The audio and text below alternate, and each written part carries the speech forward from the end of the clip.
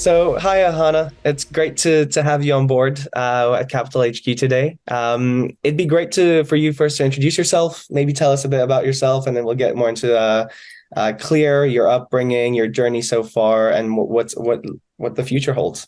Yeah, absolutely. Thanks, Hugo. It's great to be here. So my name is Ahana. I'm the founder and CEO of Clear, which is a YC-backed beauty tech startup. So we help consumers get better skincare product recommendations, and we work with brands and retailers and essentially provide them a market intelligence solution and help their R&D teams actually make better products for consumers. Okay, fantastic. So, with your upbringing across the UK, India, and Singapore, that's really quite intriguing. Um, Considering that, how do these cultural experiences reflect in your vision and leadership style? Yeah, I think, everyone's upbringing has a big impact on who they are as a person and sort of one's value system and how you end up. And I feel very fortunate to have had the kind of upbringing I did. So as you said, I lived in the UK until I was 14. I am of Indian origin, and so then at the age of 14, we moved to New Delhi, India, which was a particularly interesting experience, having that Indian heritage, but not as much of a cultural connection. And then when I was 16, moved to Singapore and did my last 2 years of school there, and then came back to the UK for university and beyond. And I think it was particularly those 2 years in India that really impacted me, just because I saw extremes of opportunity, of wealth in a very stark way for the first time, which made me very aware of just how fortunate I was, first and foremost, to have the kind of education that I did, to have the kind of family support that I did. And I think it was just that almost hyper awareness of I have been given so many opportunities and I want to use everything I've been given, especially my education, to do something positive in this world. So I think that has always kind of underpinned my career, even before entrepreneurship. I just wanted to do something positive, something related to not necessarily academics, but the skills that, I have been given through the education that I've received. But I think when it comes to leadership style and vision more broadly, I think having that diversity in my upbringing has had a huge impact. And in particular, one of the things that I see it, most materially affect is the team and the hiring process. I actually did this exercise a couple of weeks ago, and it was in London, and it was with a group of British founders, most of whom hadn't, been brought up in different places. And the purpose of the exercise was essentially to highlight the unconscious bias in the people that we hold Mm. closest to us. And so the way the exercise went was everyone had to list out the 10 people in their life that they're closest to.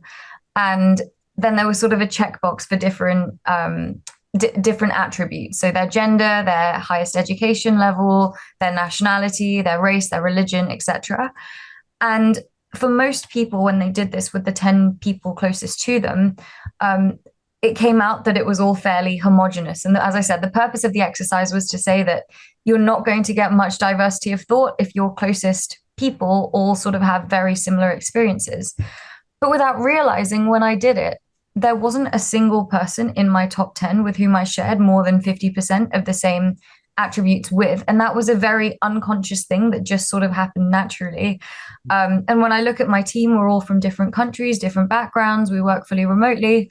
And I think really just that ability to empathize and work really well with people from across the world is one of the things I'm most grateful for that time growing up. So I love that, my company is a global organization and we welcome diversity. It's really at the core of what we're doing. So yeah, I think it's that diversity of thought that's really been ingrained into the company from day one. Yeah, no, and I totally understand that in the sense of I also grew up in Asia my whole life, French and Belgian parents, but yeah, like if you ask me where I'm from, right now it's London. Yeah, it's a bit of a panic when someone asks that question. Exactly, but I think these cultural nuances and the diversities that I've been around has definitely brought me a lot, right? So speaking to so many different people from all walks of life, from different countries, has been far more easy than a lot of my other colleagues, perhaps, or friends. Mhm. And it's nothing down to them. It's just, yeah, I think we've been lucky with that, and that helps shape a lot of how we interact. So yeah, no, definitely see that. So look, coming back to you, so you transitioned from studying physics at Imperial College to then interning in banks and big banks and finance to then founding a tech startup. Mhm. Could you maybe talk a bit about that and those transitions? Yeah, absolutely. So, even coming back to the previous question of the international upbringing and how that shaped me, as I said, I wanted to do something in my career that I felt did something positive in the world. Mm. And growing up, I thought that would be physics. I thought that would be academic research. I love physics as a subject. I really think that science underpins innovation. And from a very young age, um, I was particularly interested in space. I think there's a book somewhere in my house with about 10 pages of questions that I wrote down at the age of 9. And most of them I still can't answer despite now having a physics degree. So I was really, really into my space when I was young. And the other thing I loved about physics was that I always did have quite a broad range of interests. Mm. And I felt that physics was the perfect combination of maths, of the other sciences, of almost like English literature and philosophy, of understanding fundamentally how the world works. I thought there was something very philosophical about that. And so when I was in school, I felt physics was more of a rounded subject, and that would allow me to then like pursue further education, maybe a PhD in astrophysics in particular. So that was the plan. I geared my education around that, chose the relevant subjects at the IB, and did well in school. And so I was delighted when I was accepted to Imperial to study physics. So far, the plan was on track. However, pretty much from the first term of my first year, I just didn't enjoy my degree. And I think there were a couple of reasons for that. The biggest one being that, coming from doing the IB at school and as I said, having a broad range of interests, I found it quite jarring to just be doing maths and physics all day. And especially Imperial's physics course is very maths heavy in the first year. So it was basically like coming from doing all of these subjects to doing a maths degree, which on its own, I didn't particularly enjoy. And the other thing was just from a community and a belonging perspective, I just didn't feel like I fitted in particularly well. When I looked at the PhD students, the postdocs, I just didn't feel a sense of belonging. And so I started to wonder if this really was the right path for me. And I wasn't sure at that point. So given that, I'd kind of grown up believing I would be this thing, and then suddenly I'm here and I'm like, I don't think this is the right thing for me. It was a little bit of an existential crisis in my first year. And I thought, again, I've been given all of these opportunities in life. I have to figure out what it is that I want to do. And so the way I went about solving that problem of now not knowing what I wanted to do was just trying to get as much experience in as many different fields as I could. And I was very, very fortunate to be in London, where you have, pretty much every industry. Yeah. And so I would just started indiscriminately applying for any internship. So in first year, it was spring weeks, and most of the big banks run these programs. And I was, again, very lucky in my first year. I got accepted to a tech spring week at Morgan Stanley. And at this point, I knew very little about tech or finance. But, I guess that's the purpose of these spring internships, is to learn. And so I did that, and then I converted that internship into an offer for the following summer to do, the full 10-week summer internship in software engineering. And so that was really my first insight into, firstly, like what a job in the corporate world is, what an investment bank does, and what it's like to be a software engineer. So I really learned a lot through that experience. And by the end of that, there were some things that I liked. There were also some things that I didn't necessarily like. And my conclusion was basically that I think I'm more interested in the finance side of this. I like writing code, but at least in an investment bank, it feels like what's exciting me is not so much the tech, it's actually the finance and the transactions and understanding how companies work. And so accordingly, I was a little bit naughty because on the 4-year degree, you're not meant to do spring weeks in the first year, you're meant to do them in the second year. But I was on a 4-year degree and I did them in my first and second year. So my second year spring weeks, I decided I wanted to prioritize investment banking because that seemed more interesting to me. And I think in my first year, I just didn't have any confidence to apply for them because I thought physics, like, are they gonna, like, would that be seen negatively? Like, what does that have to do with banking? I now realize that, that if anything, I think is an advantage when it comes to applying for banking roles. But anyway, was bold enough to apply in my second year. Again, we're very lucky. And I did a couple more spring weeks, which I converted into summer internships for my third year. And so I was starting to gain a better understanding of what these jobs in different industries that people talk about were.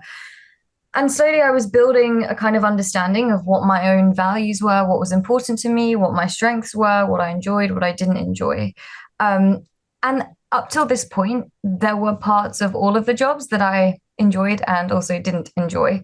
But of all the jobs I did, I felt that banking or finance was the closest aligned to sort of who I was and what I wanted to do. However, then at the end of my second year, I got a message on LinkedIn one day.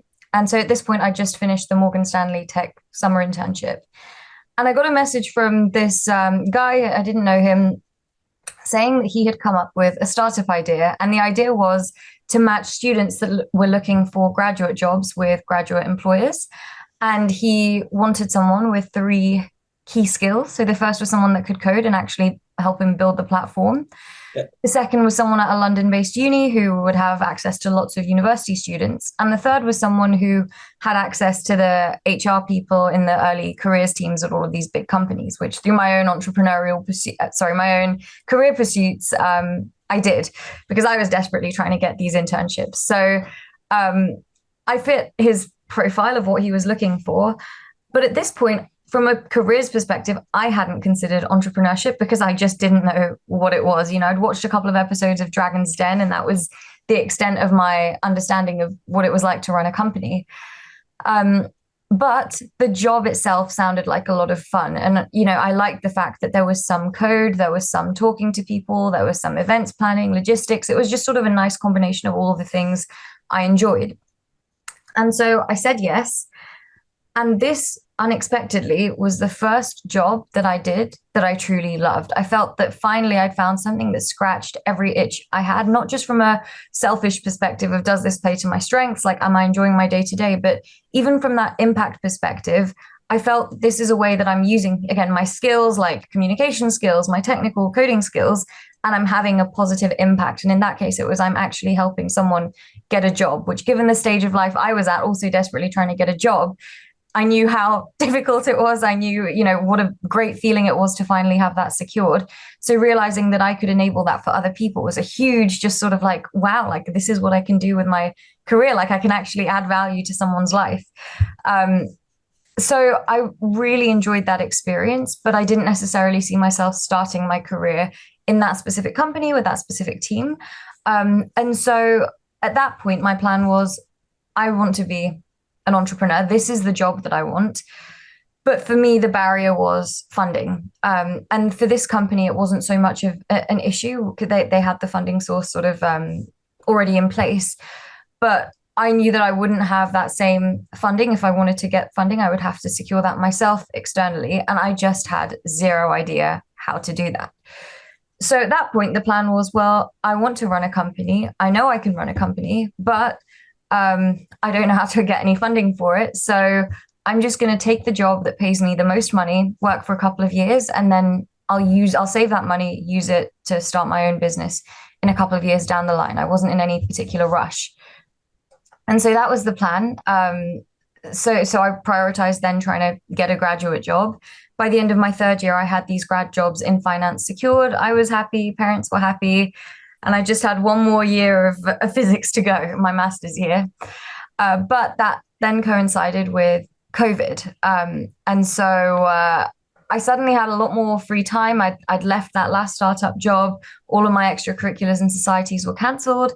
And I just thought, if I want to start working on, if I want to build a startup one day, why not start working on something now as a side project? And it doesn't matter if it doesn't take off. Like, I'll just do it alongside my final year. I'll still take my graduate job, work for a couple of years, and do something real in a couple of years' time. But then I got very, very lucky, incredible opportunity with Y Combinator, which slightly changed and expedited that plan. Fantastic.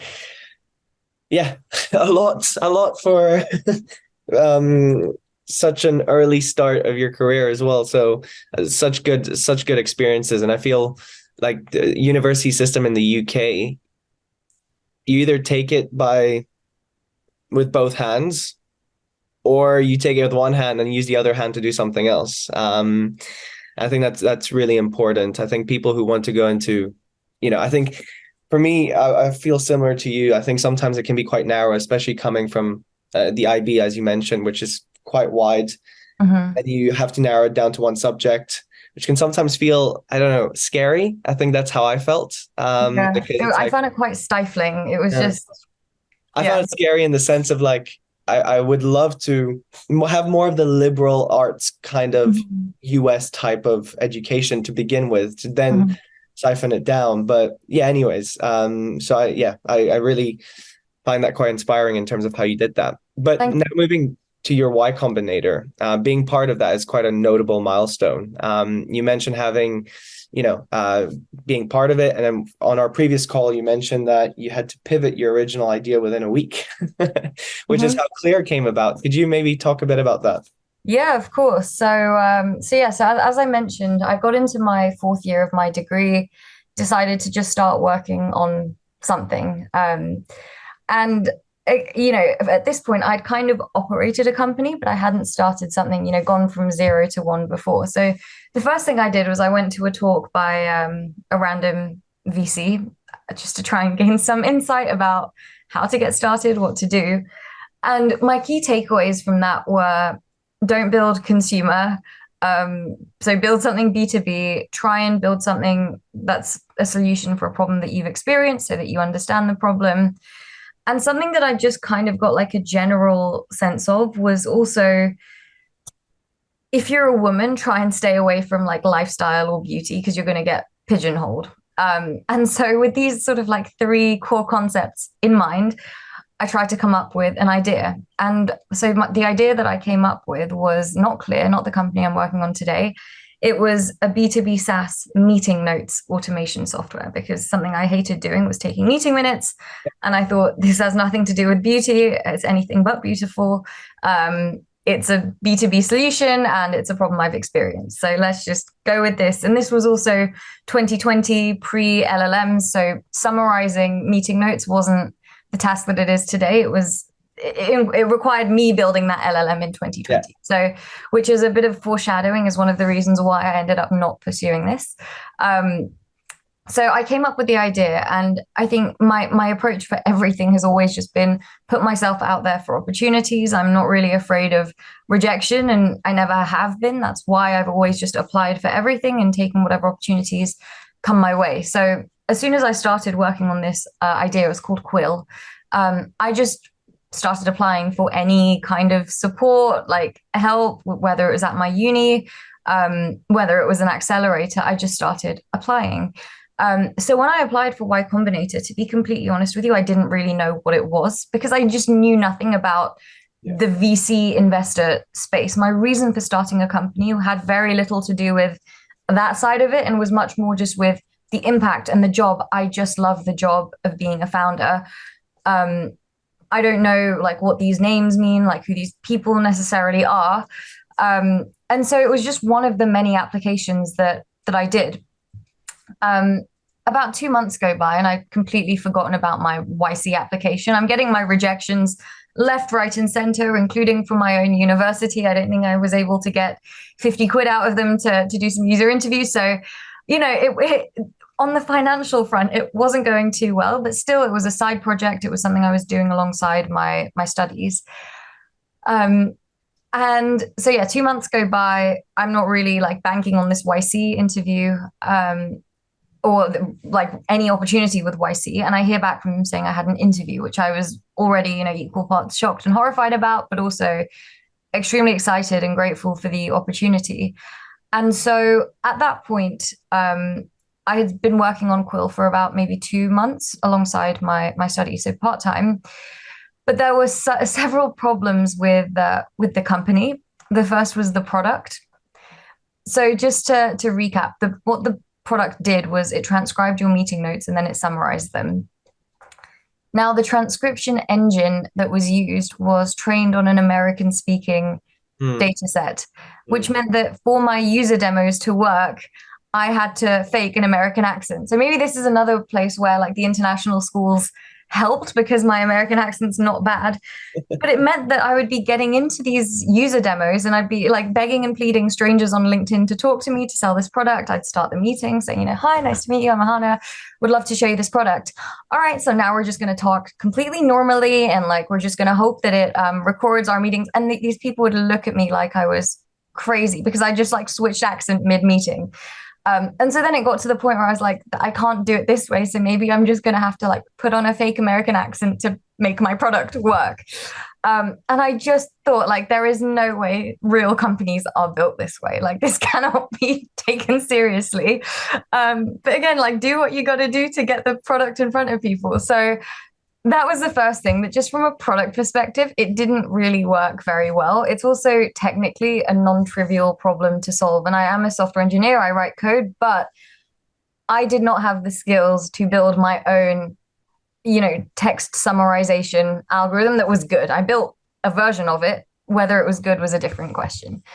The second issue was from a go-to-market perspective, I had done 0 user interviews in that product development phase. So I just went straight into like building a product and then trying to sell it. I didn't do any idea validation about what people want, who I'd be selling to.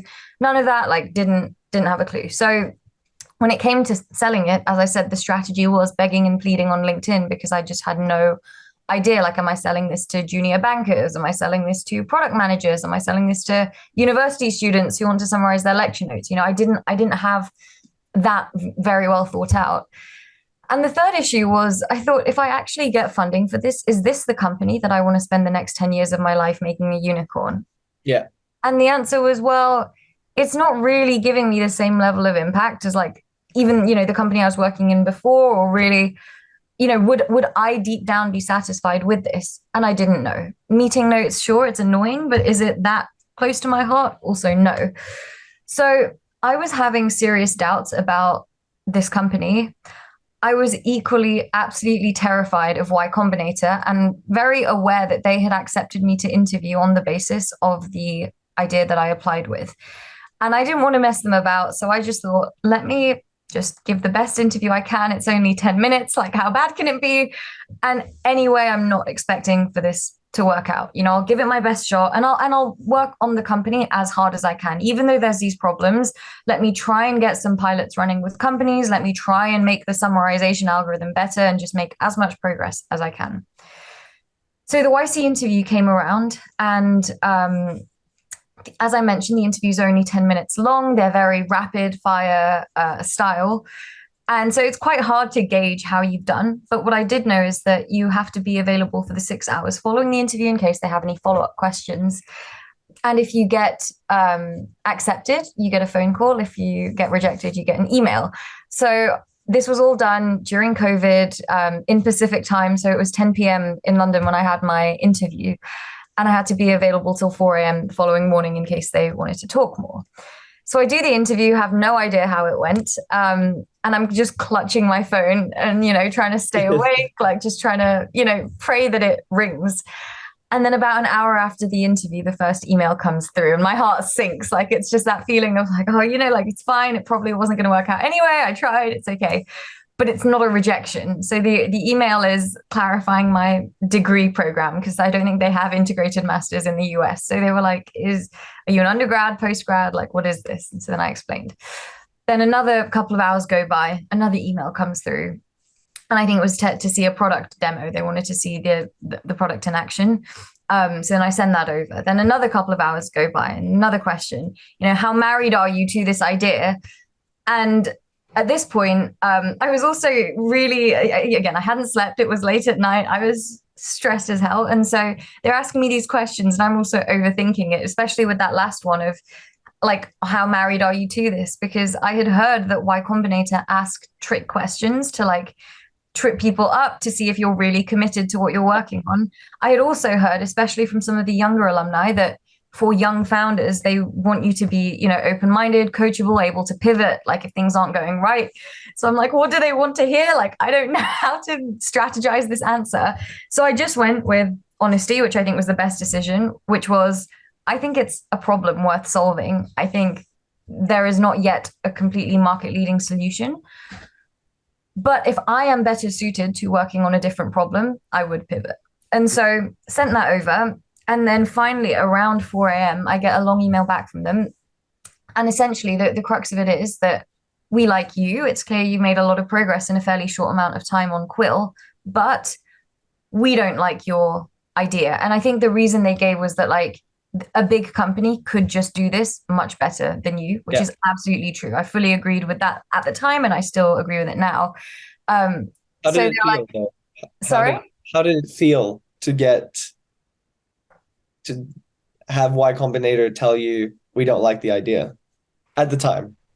Honestly, it was kind of a relief because they told me Okay. they liked me. Okay. Because I also didn't Right. really like the idea. I had all of these insecurities about working on Quill, but I felt like I had to push through because they had given me the opportunity with the interview. So the fact that they said, like, we don't like your idea, but we want to talk to you again in a week, come up with something better, was also like, I mean, I was terrified again, because it's not like I just had a backup company, like lying in my back pocket that I was just going to whip out in a week's time. I knew that I now had a week to build another company, which was, again, not a trivial pursuit. But I was also very aware of the fact that they could have just rejected me. They could have just said, we don't like your idea. Like, you're not the right person to solve this problem. Goodbye. But the fact that they were willing to give me a chance to prove to them that I could do something was something that I will forever be grateful for. And so I then it ended up only being 4 days between the two interviews. And the way I went about that next week was I time boxed everything into like 30-minute slots of like, from this time to this time, I'm going to brainstorm. From this time to this time, I'm going to build a landing page. This time to this time, user interviews. This time, build a demo. Like, I'd planned it like that. And I don't think I'd like factored sleep into that plan. So it was a very intense period of my life. And it was in my brainstorm session, I just thought, okay, like, the advice I got about building a solution to a problem I've experienced, I think is good advice. Let me start there. What are the problems in my life that I've experienced? And the more I thought about it, like, for me, my skin issues have been like a massive part of my life, but I never once conflated that with my career. I always saw like my, banking, software engineering, like startups had nothing to do with the fact that I was like wearing pimple patches and a sheet mask while doing all of this work. I always kept the two quite separated. But I realized that, I have struggled with my skin for well over 10 years at this point. And I've tried many different solutions. I've built my own, essentially, spreadsheets tracking what I was using, like linking the pictures of how my skin looked at different times. I would spend hours every day on online forums for people going through skin issues, mainly on Reddit, on Facebook groups. So I already had like my community of fellow skincare enthusiasts, people on their skincare journeys. Tried lots of solutions. I'd gone down the medical route. I'd tried different diets. I tried the Indian Ayurvedic things, like all sorts of things. And it's been a big part of my life. And I guess I've been almost studying it in a way in depth for a long time, but I never once had made that connection before about like, this could actually be a career. But I thought, okay, well, as a consumer, it's really hard to know which products to use, and it's hard to know if they're actually working. So at its genesis, Clear was a tracking tool in the same way that people track their periods or they track their exercise or their diet.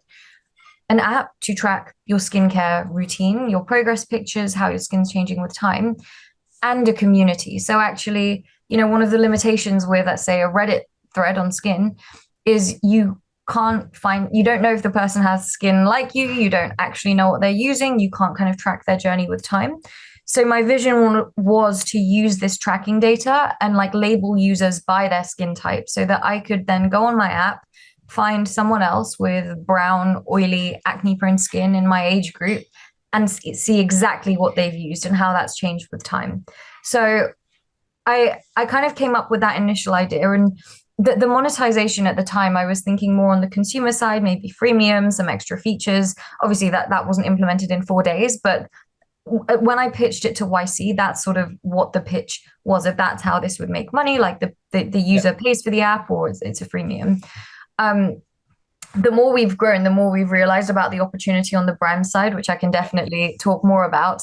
But essentially, like I whipped together a very quick demo. I ended up doing 60 user interviews in that time, which was, to be honest, more progress than I'd made on Quill in the months of working on it. I did more on Clear in 4 days. So things were coming more naturally. I realized I was much better at conducting user interviews with the subject matter. I was able to get these user interviews because I knew exactly who my target customer was. So things just seemed to flow much better. And so when I ended up pitching Clear to YC, it was a much earlier stage idea. Of course, I'd come up with it less than a week ago, but I already had more conviction about it than I did with Quill. And so I had the second interview, and again, I had no idea what to expect from the second one. I didn't know if it would be 3 interviewers again. I didn't know if it would be 10 minutes, like no idea what I'm about to be entered into. But the conversation ended up going on for an hour. And it ended very abruptly with the interviewer saying like, okay, well, you've got my email if you need anything, bye. And I'm like, again, it's midnight. I haven't slept. Like, what does that mean? Has she rejected me? Like, do I need to reapply? What's going on? And so, but fortunately, within 2 minutes, she emails me back and she's like, are you still on the Zoom, Ahana? Like, can we talk? And at this point, I'm like, I don't know what more she wants from me. And she gets back on and, she's like, yeah, I just spoke to my colleague, batch starts in 2 weeks, incorporate a company in the US, open a bank account, leave your degree. See you then. Do you have any questions? And at this point, again, you can imagine I haven't slept. Like I really wasn't expecting this at all. I've just been told to leave my degree on the basis of a 4-day-old idea that I've just come up with. And so my questions were like, the first one was, are you sure? Because I genuinely like couldn't believe what was happening. And the second question was like, so which company? Like, do you want me to do the meeting notes thing or the skincare thing? And she was like, well, it's your company, figure it out. And so that's how my career started. So did you quit Imperial? I did. So that's another that, every stage of the journey, there are twists and turns. Normally with an integrated master's, you can't just drop out in the 4th year. In an attempt to avoid extra maths exams in my 3rd year, I had done an optional bachelor's thesis because I like writing. And so because of that, I had by chance fulfilled the bachelor's requirement, which meant that I was an edge case of someone on the 4-year program who actually could drop out halfway through and still graduate with a bachelor's instead of a master's. Amazing. And at this point, I knew my like physics career aspirations were pretty dead. And I was also very lucky that the graduate jobs that I had only required a bachelor's degree.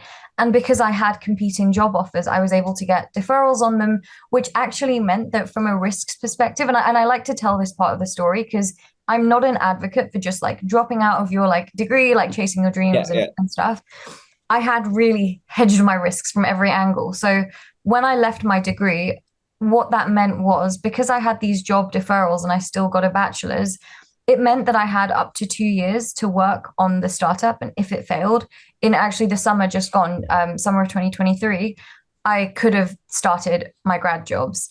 And so from my perspective, it was really like not risk-free, but it was actually a fairly low-risk decision to leave my degree because, as I said, I got the bachelor's. I would still have the option of pursuing the traditional finance grad job.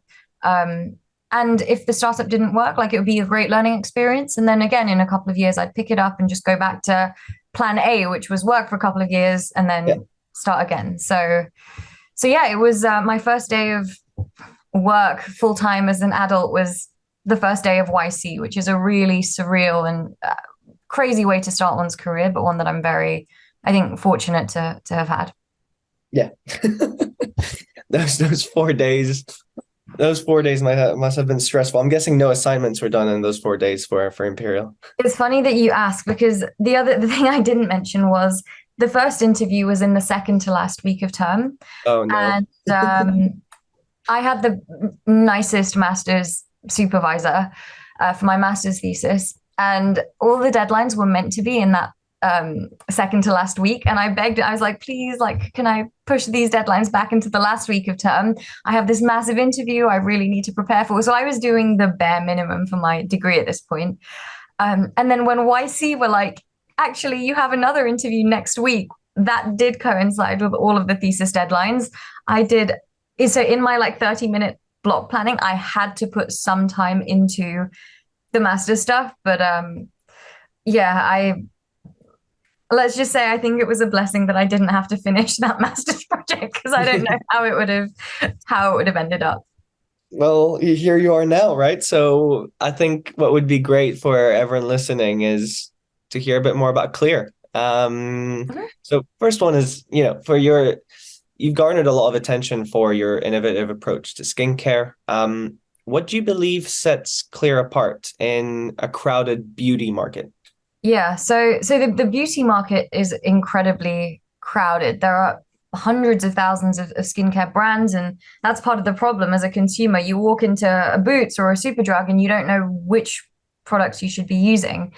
And so what we're doing is actually trying to help consumers on that journey of figuring it out. And the beauty of what we're doing is we are brand agnostic. So we are not a beauty company, we're a beauty tech company. So we don't have our own products, that we have no agenda as far as trying to sell one brand over the other. It's in our financial interest to recommend you the best products possible, and we do that on a data-driven business. So the physics degree wasn't useless. I used a lot of the data analysis, data science skills I learned there. But what we're trying to do is really analyze the progress selfies our users are taking, their product usage habits, and also the social content of the product reviews they're leaving, the general like skincare updates, their transformations they're sharing with the community. And we take all of this data into account when it comes to making these recommendations. Yeah. So I think the fact that we are truly unbiased, there are skincare brands that have apps. The problem is, they will never promote another brand's products. But the reality is most people do not use one brand. And in fact, in skincare, over 60% of consumers want to try new products in a given month. So to expect someone to just be loyal to one brand is not realistic in this industry. But no brand is in the position where they can then create a tech solution that caters to that.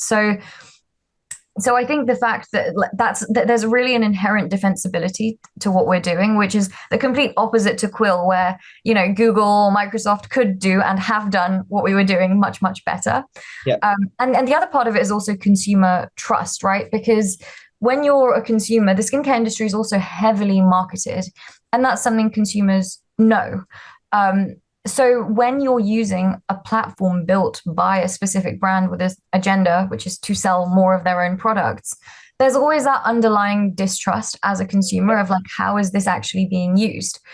And so I think, from the consumer experience, we are independent in that sense. Our business model is we're not funded by ads. So no brand can ever pay us to say that you should recommend our products to increase our sales, or we'll take up real estate on your app to have an advert like on Facebook or Instagram. Yeah. And that was another thing that was very important to me coming into building the company, because it defeats the entire purpose of what we're doing. And I think it's also very short-sighted, even from a financial perspective, to accept advertising or sponsorship from brands when we can actually make so much more money by being the leading solution that consumers trust as far as getting these recommendations. So that's on the consumer side. But what I alluded to earlier that I can expand more on the brand side is through building the app, we had to get products on the platform. And the way to get those products on was to build relationships with brands. Now, the more brands that I started talking to, the more interested they were in the app, and they started asking me for things that like I hadn't considered offering them before they were saying like, oh, like, can you tell me like who's using my products? And I was like, yeah, sure. Like, of course, it's these people, like they love it. Here's what they're saying. And the brands be like, wow, like, can I use this like testimonial in my social media? And again, me naive, I was like, yeah, of course, like go ahead, like take it, it's fine. But the deeper these conversations went, and especially with some of our bigger partners, we won this competition in 2022 with L'Oreal, and there was a similar one this year with Beiersdorf. And so working closely with their R&D teams, with their like skincare research teams, what we realized is that there is just a massive data gap in the industry. And that is bad for the brands and it's bad for the consumers, because what it means is, if you're a big brand, you have to release new products every year, but you have no basis for understanding why your previous product launch either succeeded or didn't succeed, but you are still expected to churn out new products. Yeah. But if you don't understand the underlying factors for why that launch was successful or not successful, you're really just shooting darts like in the dark at this point, hoping that one lands. And that's not economically sustainable for the brand. And that's terrible as a consumer, because it means we're getting new products out that aren't better than the previous ones. And it just crowds the market further. But if a brand actually could understand, is my product effective for users? Am I marketing it at the right users? They would be able to improve their product, improve their own development strategies. But right now, there are no tools to do that. The solution for brands today is to do a traditional market research study with questionnaires. And if we think about the scale that a large brand like, let's say, L'Oreal would need, it will take them 8 months to do a study of a couple thousand women. And by the time L'Oreal receives these insights, they're already outdated, because the market is so driven by social media and trends. So by Clear inherently being a social media platform, all of the insights we're seeing are in real time. And the other thing is, I would always say that we're still at a small scale, and we've done no investment in our marketing. All of our growth has been completely organic. Our data set is already 3 times larger than what the biggest beauty brand in the world currently has. And the data is real time, and we've invested nothing into acquiring users. So our solution to brands is already 10 times better than what they were able to get. And ultimately, that helps the consumer. It's providing data to fuel innovation. So I'm actually very transparent, even to our users, about the fact that we are selling data, because to innovate, to create new solutions, you have to look at the data first. That's the basis of any science experiment. You collect the data, you innovate. So what we're doing is we're not telling the brands that, hey, whoever pays us the highest, we're going to advertise on our platform. No, we're saying, hey, brand, you already invest $1 billion into your R&D every year. The puzzle piece you're missing is the data to understand if your products are doing anything. So we're going to give you that. Please make some better products for me and for the Clear consumers. Love it. I think, first of all, congratulations on having triple the amount of data that some of these big companies already have. It's been what, a year and a half, 2 years since you started? Yeah, about 2 years since the app's been out. Yeah. Fantastic. It's remarkable journey. And, I know that you guys have just over 12,000 users, and I did not know that it was just all organic, which is also remarkable. But considering that, what strategies do you use to grow your base? First of all, I know it's probably word of mouth and organic growth. Mm-hmm. What's the future hold for that in terms of, is there rapid expansion coming? What are your thoughts on that? Yeah, it's interesting, because there's always the answer that the investors want to hear, and then the real answer.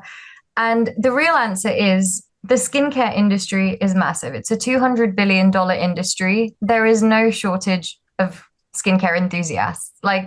If Clear was to fail, let's say in the next 6 months, it would not be because there weren't enough people that liked skincare. That I can tell you for a fact.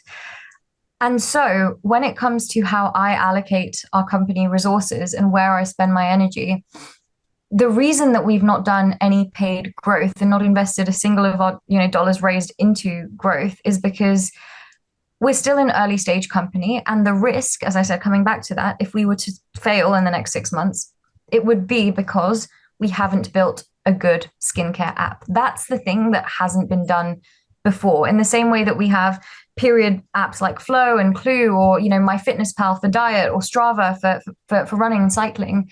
There is no model we can look to who has done that really well in the skincare space.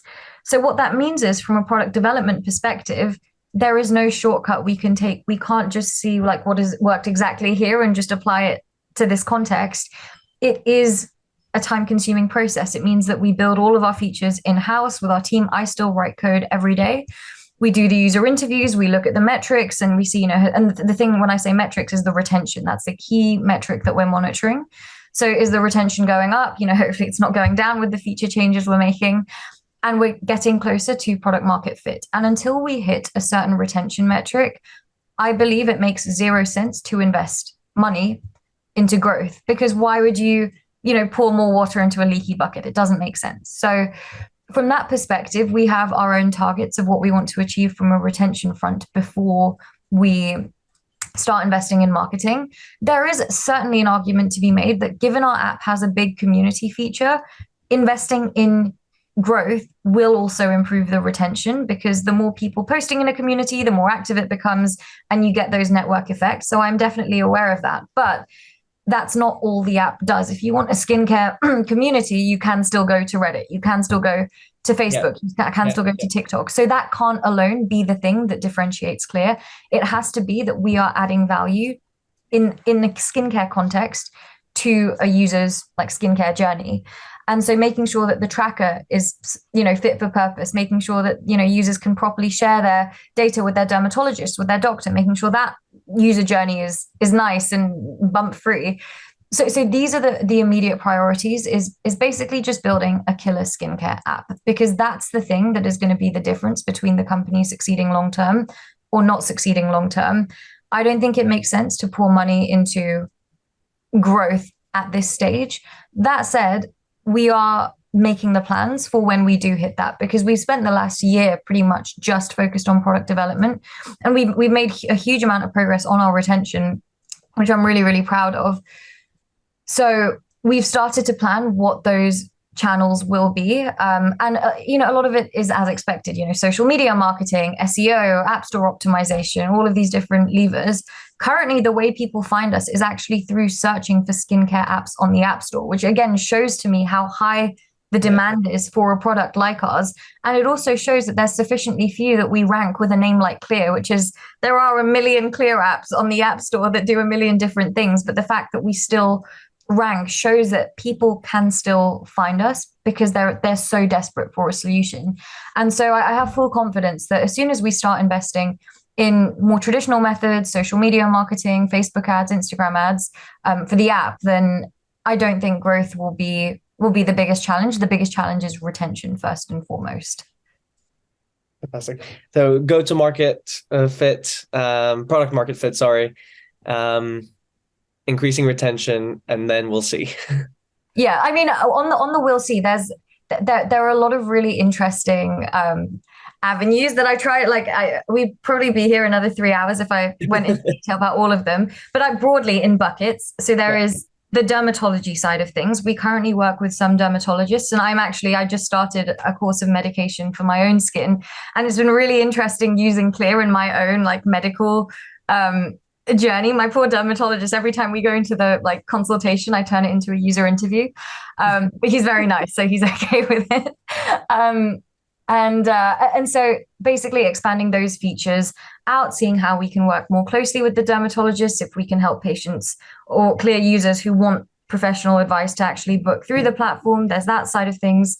The second side of things is a more e-commerce driven angle. So actually facilitating the purchasing through the app. Currently, we work as an affiliate marketplace. So if you see a product you like, we will direct you to that brand's website. We want to bring that entire purchasing flow in the app itself. So that's another area.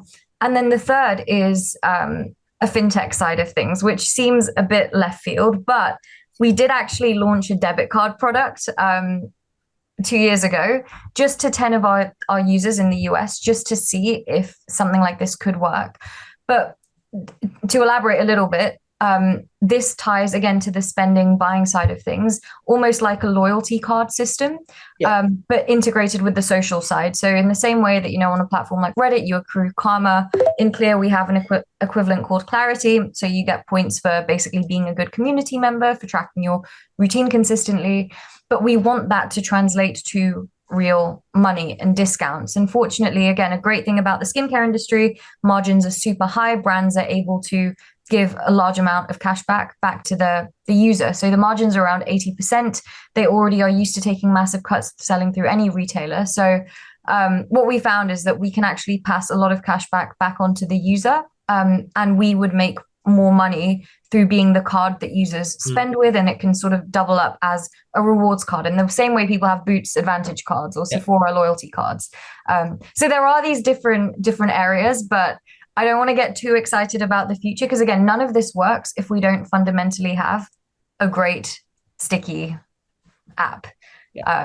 So that's the focus for now. Fantastic. And look, we are close to finishing this interview. I think considering that, I have one final question for you. It's from physics students to a Forbes 30 under 30 honoree. By the way, congratulations for that.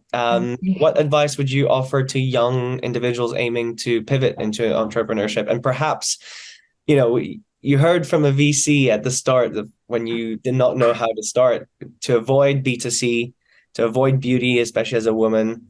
What would you say to people who are looking into B2C and into beauty? So,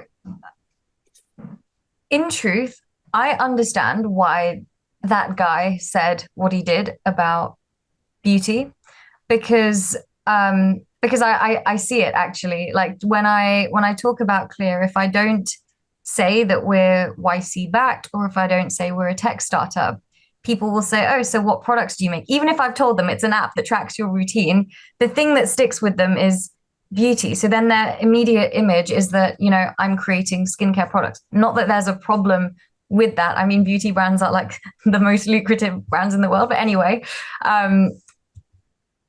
there is definitely some sort of external perception against it. But at the same time, looking at the founder market fit, I am much better equipped to build the company I'm building than your average successful startup founder, who's normally much older, normally male, normally white, which again, there is time and place for everything. But I actually think being a young brown woman makes me better at building the company that I am. It makes it easier for me to build empathy with my customers, have honest, open conversations about skin. These sorts of things I definitely don't take for granted. So I think, the sad truth is it does affect the perception, the snap judgment people will make of you if you do choose as a woman to build a business even related to the lifestyle space. Even, fundamentally, Clear is a data company, Clear is a tech company, but it's in the beauty tech space. So which adds that, I don't know, almost shadow of like stereotyping that like, oh, of course, it's another woman building another lifestyle business. But I think it's important to look at the fundamentals. The types of people making those snap judgments aren't the types of people you're anyway going to want to attract as investors, as hires, as customers. So all of that stuff is kind of irrelevant. If fundamentally you are the right person to be building that company, there's no reason to shy away from it, because the negative weight of that external perception or, small comments made here and there will be far smaller than the impact that you're able to make with the company. And to answer the first part of the question, which was about, what I would tell young people who are also looking to pivot into entrepreneurship, I think it's all a game of resilience first and foremost. And I think something that really deters people is getting rejections, getting failure. And this isn't even just with entrepreneurship. I think it's at every stage of life. When I was applying to these internships as a first year student, I was getting rejections left, right, and center. So, I got the one acceptance in my first year, but that's the thing that mattered. I could only do one spring week anyway. And so, I think it was not being afraid to receive these rejections and instead view it as a sign that I'm actually pushing myself and growing is a mindset that has helped me, because in any challenging career, you will experience rejections. but remembering that it's a choice that you're consciously making. There is an alternative universe in which I don't have to be pushing myself this hard, where I'm probably not growing and learning, but I want that. Like that's something I actively am seeking for this, especially at this stage of my life and career. Um, so it's all a choice. That makes me feel empowered that I'm the one bringing this upon myself, and I am learning more than I could have possibly imagined, and that's what I love most about my job and my career. But don't get me wrong, the day to day, like I am almost a professional punching bag because it's every angle, right? It's fundraising, immense challenges with that, building the right team, like immense challenges with that, the product development stuff. You work on a new feature, it doesn't land, your users don't like it. There's always things going wrong. But so long as you can realize that actually things going wrong is part of you being on the right path, Yeah. even though it doesn't feel like it, I think is the most important sort of underlying mindset to have. Thank you. I think a lot of people will probably learn a lot from this. And your story is fascinating. Thank you. So yeah, look, I want to say thank you for taking the time today, Hannah. It's been an absolute pleasure, and I'm wishing you all the best for whatever holds for you in the future. And for anyone watching, obviously you can find probably Ahana's details if you want to get in touch, whether you're an investor or a founder who just wants to get in touch. Ahana's details will be on the website. Thank you very much, Ahana. Awesome. Thank you, Hugo. Great to chat with you. Have a great day. You too.